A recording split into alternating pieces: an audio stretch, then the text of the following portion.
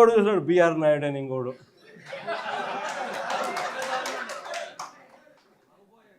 ఆయన ఏం చేస్తూ ఉన్నాడో మనందరం చూస్తూనే ఉన్నాం. తప్పు చేసినాడు.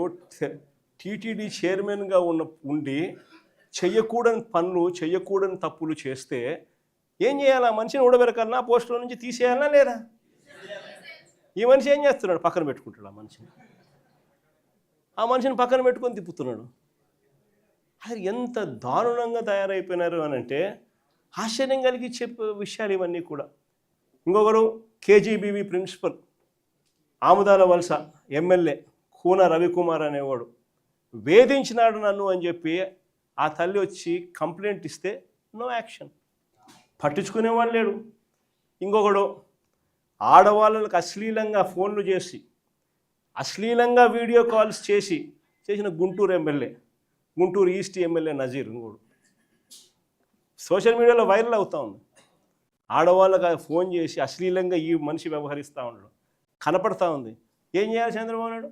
యాక్షన్ తీసుకోవాలన్నా, జైల్లో పెట్టాలన్నా, కనీసం ఇట్లాంటి జరగకుండా అట్లా చేస్తేనే కదా ఇట్లాంటి జరగకుండా ఉంటాయి. No action. ఇంకొకడు మహిళలపై దారుణమైన లైంగిక దాడికి చేసినాడు ఇంకోడు.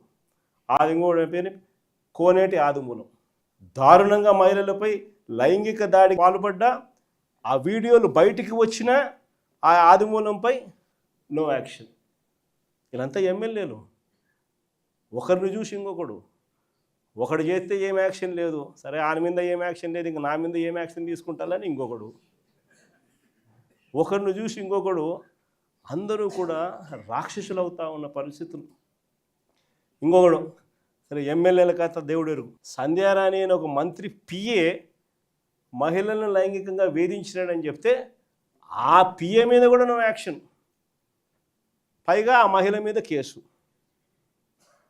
ఈ స్థాయిలో మహిళల పరిస్థితి రాష్ట్రంలో ఉంటే